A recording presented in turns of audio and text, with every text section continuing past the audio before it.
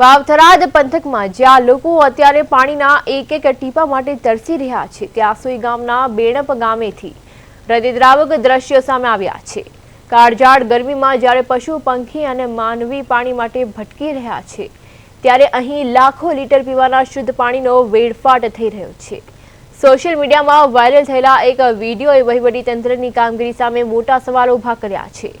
સુઈગામ તાલુકાનું બેણપ ગામ અત્યારે ચર્ચામાં છે, પરંતુ કોઈ વિકાસ કામ માટે નહીં પણ પાણીના ગંભીર બગાડ માટે। વાયરલ વિડીયોમાં જોઈ શકાય છે કે કઈ રીતે પીવાનું પાણી રસ્તા ઉપર નદીની જેમ વહી રહ્યું છે।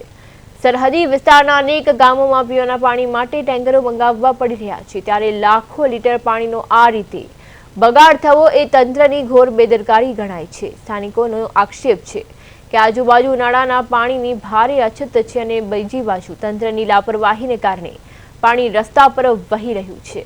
આ વિડીયો વાયરલ થયા બાદ લોકોમાં તીવ્ર રોષ જોવા મળી રહ્યો છે। ગ્રામજનો પૂછી રહ્યા છે કે શું તંત્ર આ વેડફાટ અટકાવવા કોઈ પગલાં લેશે કે પછી લોકોએ હજુ પણ પાણી વગર તરસ્યા રહેવું પડશે।